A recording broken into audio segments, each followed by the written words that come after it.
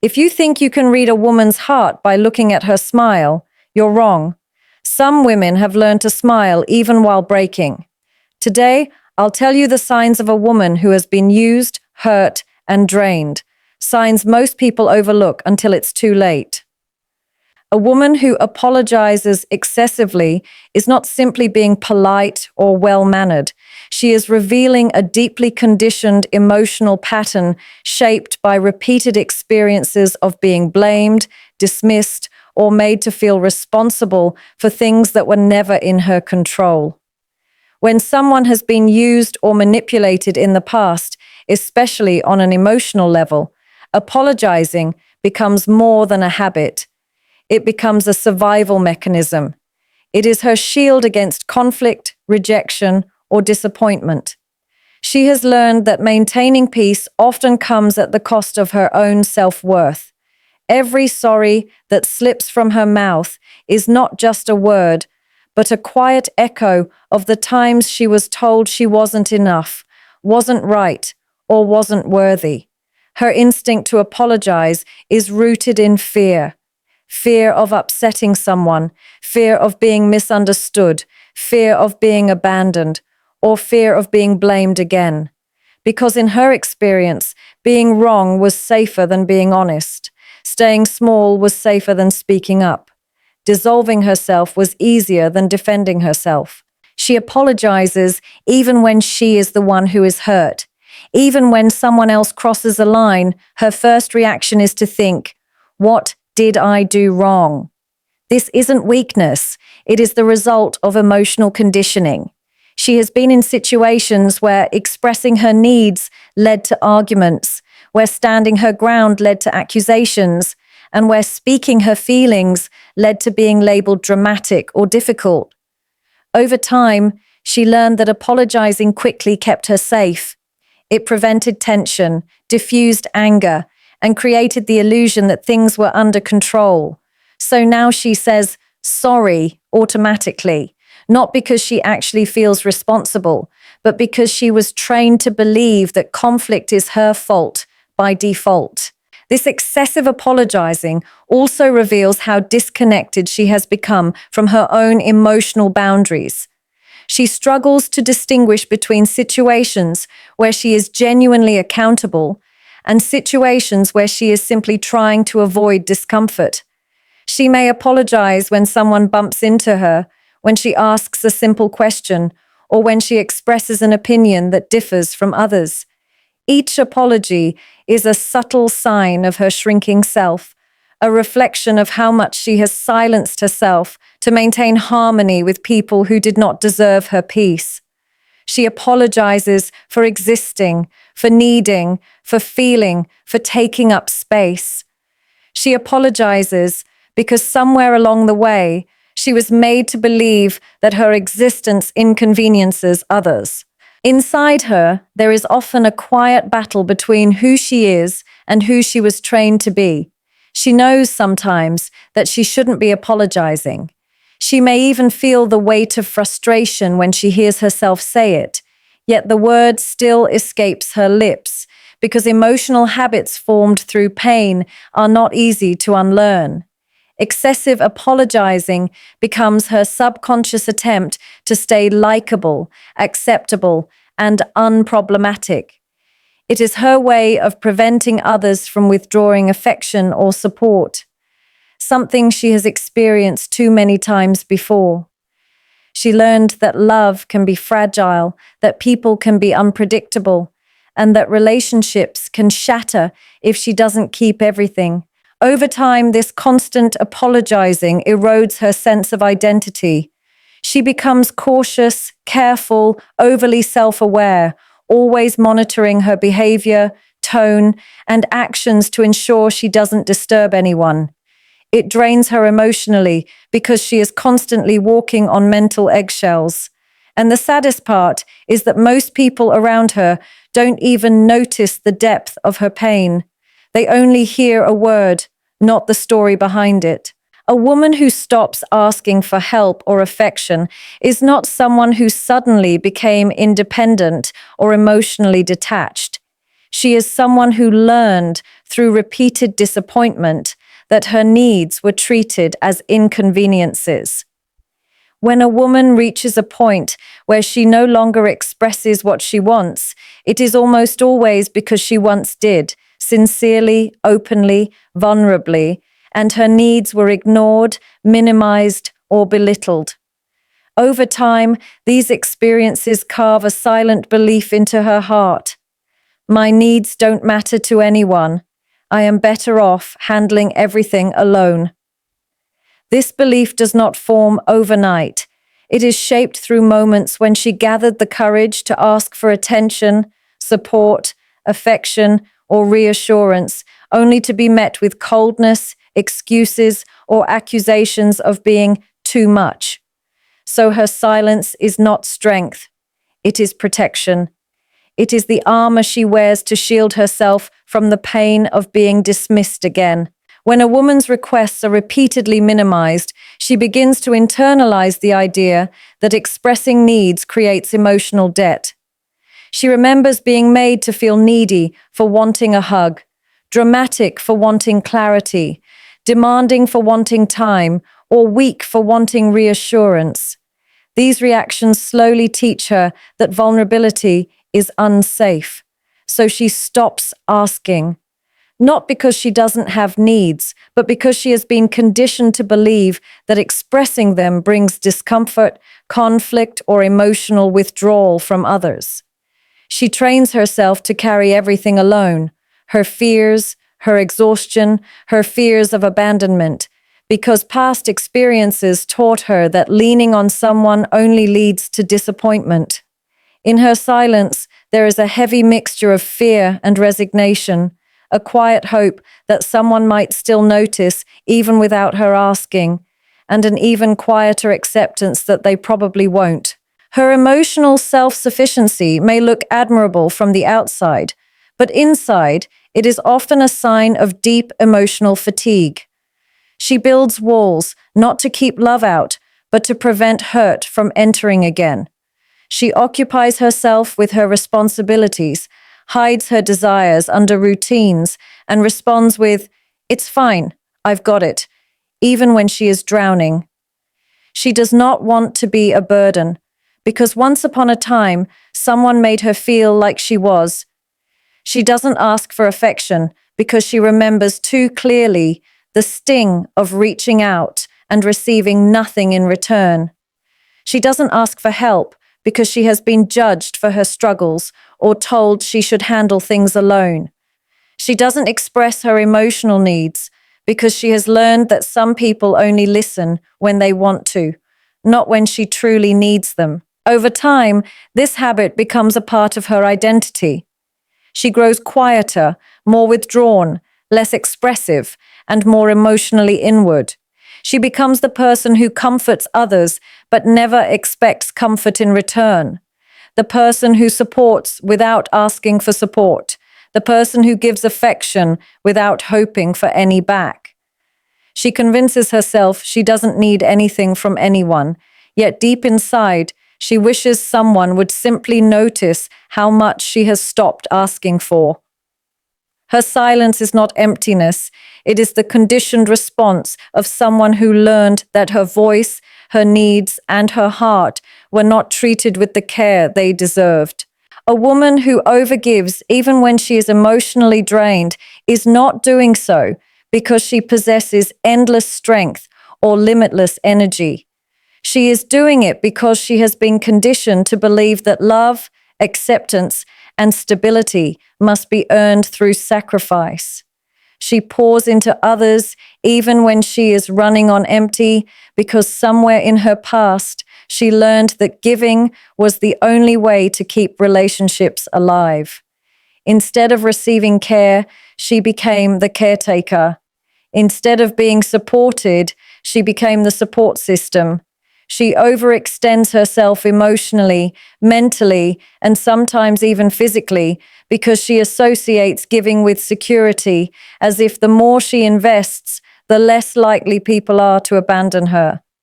This emotional overgiving becomes her identity, her habit, her default state, even though it drains her silently.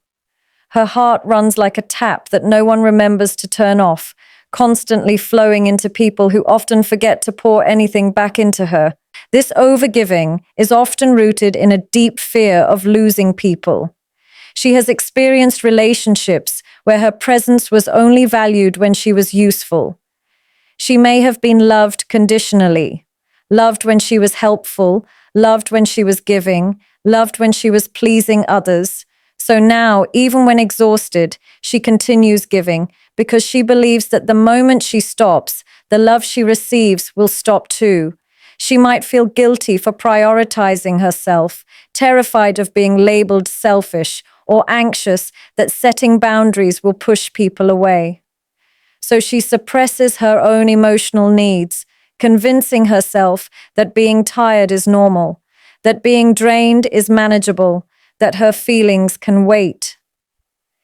She focuses on others because focusing on herself feels unfamiliar, almost wrong, as if she doesn't fully deserve the same care she constantly gives out.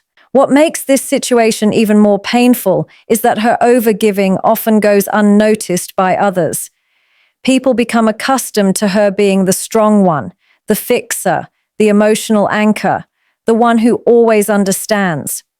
They rarely stop to ask how she is managing, what she needs, or whether she is okay beneath the surface. Her emotional generosity becomes expected rather than appreciated. She keeps showing up for others, even on days she can barely show up for herself. She listens when no one listens to her. She comforts others while silently craving comfort. She checks on everyone else while carrying her own emotional burdens in isolation. Her overgiving becomes a silent cry for connection, a hope that someone might eventually see how much she is holding together. Over time, this constant emotional output takes a toll. She may begin to feel numb, detached, or exhausted in ways she can't explain. She may feel used but unable to stop giving, stuck in a cycle where she contributes more than she receives. She may begin to doubt her worth outside of what she can offer others, believing that her value comes from her usefulness. And yet, even in this drained state, she keeps giving, not because she wants to, but because she doesn't know how to do anything else. She has been doing it for so long that stopping feels unnatural. She has learned to ignore her fatigue, silence her pain, and keep going, hoping one day someone will finally give back the way she has always given. A woman who hesitates to trust kindness or intentions is not cold-hearted or overly suspicious. She is someone who has been taught through repeated emotional harm that kindness often comes with hidden motives. When someone offers her softness, her first instinct is not to receive it, but to question it. She wonders why they are being kind, what they want in return, and how long the warmth will last before it turns into disappointment. This hesitation is the product of past experiences where gentle words masked manipulation, where affection was temporary, where promises turned into lies. She has lived through situations where people pretended to care just long enough to get what they wanted, leaving her feeling used, betrayed, and foolish for believing in sincerity. So now, kindness feels unfamiliar, almost dangerous, because she knows how easily it can transform into emotional pain. Her heart no longer reacts with trust when someone treats her well. Instead, it braces for impact. She tries to analyze every gesture, every compliment, every unexpected moment of attention, searching for cracks that might reveal the truth. She has learned to look for warning signs even when none exist, because being cautious feels safer than being hopeful. When someone compliments her, she suspects flattery. When someone offers help, she suspects obligation. When someone shows consistency, she prepares herself for the day it disappears. She doubts the sweetness because she remembers how bitter the aftermath once tasted. Her hesitation is not a flaw, it is the emotional scar left behind by people who took advantage of her belief in good intentions. This reluctance also comes from the fact that she once trusted too easily. She gave her heart wholeheartedly to the wrong people, believing in their words, supporting their dreams, defending their actions, only to discover that her loyalty was not matched. She remembers how she ignored the red flags, how she rationalized unhealthy behavior, how she convinced herself that kindness was genuine because she didn't know any better. Those experiences taught her that trust can become a weapon in the wrong hands. Now her guard is not just up, it is fortified. She has built emotional walls not out of resentment, but out of self-preservation. She is not trying to push people away. She is trying to protect herself from being shattered again. Even when someone with pure intentions enters her life, she does not immediately relax. She tests the consistency, observes the effort, evaluates the sincerity, and watches closely for signs of fading interest. She waits to see if their kindness will remain steady or if it will disappear once the novelty wears off. This cautiousness makes her appear distant or hard to read, but internally she is simply wrestling with the fear of being hurt again. She wants to trust, but is terrified of making the same mistakes. She wants to believe in genuine intentions, but struggles to silence the voice inside her that says, "Be careful." Her hesitation is a reflection of how deeply she has been wounded and how much she has learned to survive emotionally. She has reached a point where trust must be earned slowly, not given freely. She needs time, reassurance, consistency, and actions that align with words. She needs to feel safe before she can feel open. Her heart is not closed. It is just cautious, fragile, and protective of its own healing. A woman who chooses solitude to protect her peace is not isolating herself because she dislikes people or because she has become emotionally numb. She is choosing the quiet because it is the only place where her heart does not have to defend itself. Solitude becomes her sanctuary after she has endured relationships, friendships, or environments where her emotions were mishandled, her boundaries ignored, or her presence taken for granted. She has learned that not everyone deserves access to her energy, and not every connection brings comfort. There comes a point where she realizes that her peace is more valuable than forced conversations, draining interactions, or connections built on inconsistency. So she begins to withdraw, not out of bitterness, but out of wisdom. She chooses silence over chaos, solitude over superficial closeness, inner calm over outer approval. The quiet becomes a soft place where her thoughts are respected, her emotions are valid, and her heart is no longer stretched thin by people who never tried to understand her. Her decision to be alone often comes after she has been surrounded by people who made her feel lonelier than solitude ever has. She remembers being in rooms full of voices, yet feeling unseen, unheard, and misunderstood. She remembers trying to explain her pain only to have it dismissed or belittled. She remembers giving too much of herself and receiving too little in return.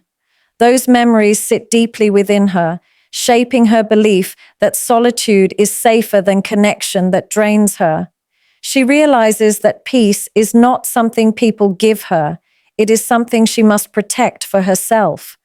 So she creates distance, not because she dislikes love or relationships, but because she no longer wants to sacrifice her mental and emotional stability for people who don't reciprocate effort, respect, or presence. In her solitude, she begins to rediscover herself.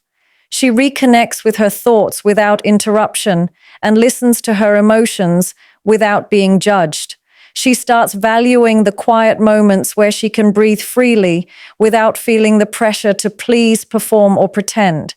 She learns the beauty of her own company, something she never experienced when she was surrounded by people who made her feel overwhelmed or insignificant. Over time, she becomes more selective with who she allows back into her space.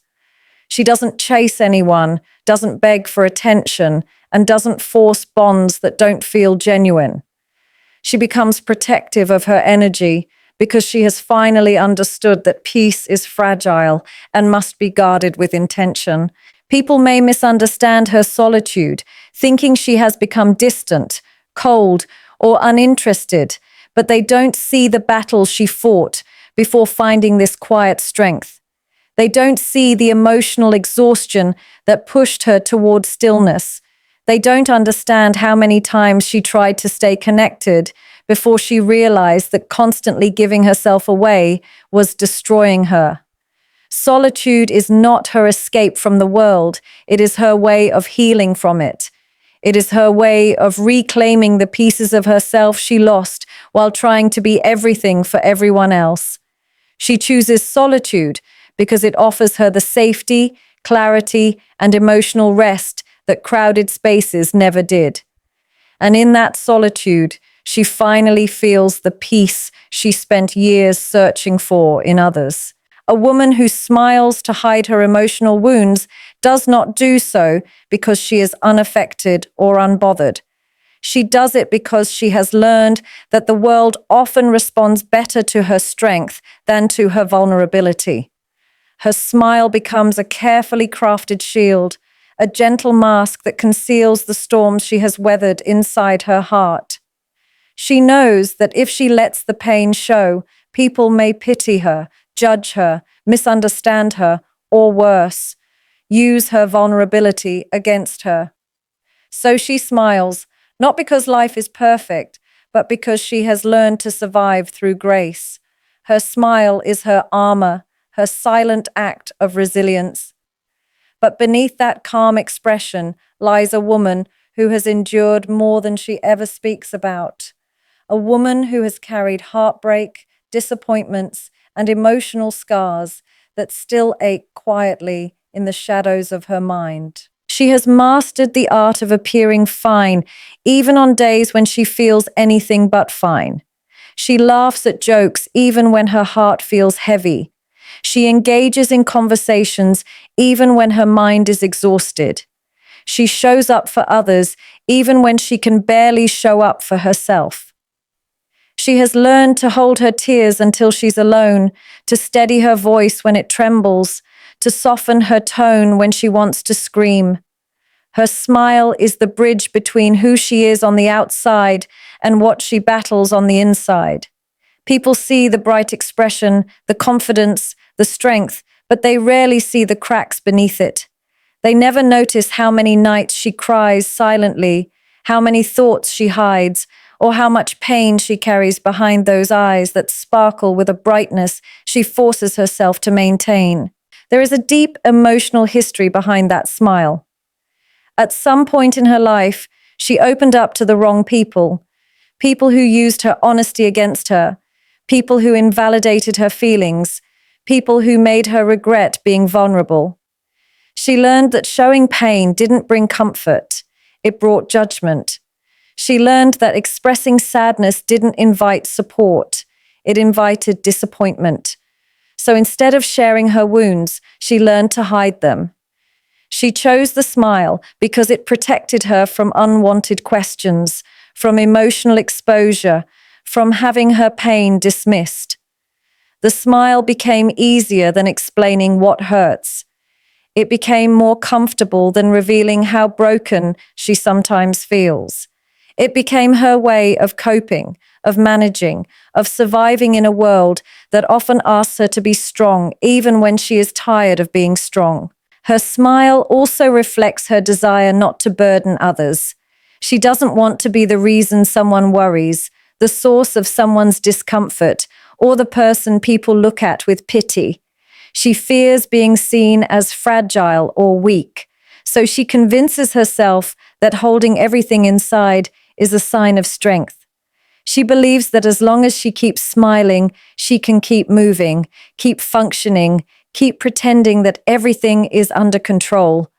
But beneath that resilient expression is a heart that yearns for someone who will look past the smile and care enough to ask, "What are you hiding?" There is a quiet hope inside her that someday someone will see through her mask, notice the pain behind her expression, and offer her the emotional safety she has always had to create for herself. A woman who quietly starts loving and protecting herself above everything else is not acting out of selfishness or indifference. She is acting out of a deep understanding that no one else is responsible for safeguarding her emotional well-being. This shift does not happen suddenly. It comes after countless moments where she placed others above herself, where she sacrificed her own peace to maintain relationships, where she ignored her own needs just to avoid disappointing someone else. At some point, she realizes that the more she poured into people who didn't reciprocate, the more she lost pieces of herself. So she begins a slow, gentle journey inward, a private process that most people don't even notice. She starts choosing herself in small, consistent ways, not loudly, not dramatically, but with quiet determination. She stops explaining herself endlessly, stops giving energy to situations that drain her, stops chasing people who never valued her presence. She replaces chaos with calm, noise with clarity, and emotional wounds with self-awareness. Her self-love is not loud because she doesn't need the world's approval to validate her transformation. She doesn't shout her healing from rooftops. She simply lives it. She becomes more observant of her own emotions, more mindful of what triggers her, more protective of her space. She begins recognizing the difference between people who genuinely care and people who only take.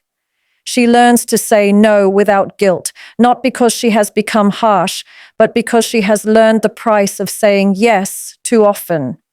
She honors her boundaries quietly, understanding that they are her shield against returning to the exhaustion she once lived in. She becomes gentle with herself in ways she never was before, resting when she needs rest, disconnecting when she feels overwhelmed, speaking kindly to herself instead of criticizing every flaw. Her self-love is a collection of small, steady acts that slowly rebuild the confidence and peace she once lost. As she grows more in tune with her inner world, she also becomes more selective with the people she allows into her life. She does not chase love anymore because she understands that the right connections never require her to shrink or suffer. She doesn't tolerate inconsistency, emotional manipulation, or half-hearted effort. She has learned that genuine care shows itself through actions, not empty words. Her standards rise quietly, not to intimidate others, but to protect her heart. She no longer accepts relationships that leave her feeling anxious or unworthy. Instead, she creates a life where she feels safe, appreciated, and valued. Even if that means walking alone for a while, she embraces it, knowing that solitude is better than settling for less than she deserves. This new self-protection also makes her more emotionally grounded. She no longer reacts to everything, she observes. She no longer absorbs every criticism, she filters. She no longer breaks from minor disappointments, she recalibrates. She becomes her own source of validation and comfort, trusting herself more than she ever trusted anyone else. And though she still cares deeply for others, she no longer allows love to consume her to the point of self-destruction. She finally understands that she cannot pour from an empty cup, and that her well-being is the foundation of every healthy connection she will ever have. Her journey inward is not about distancing herself from the world. It is about returning to herself after being lost in others for far too long.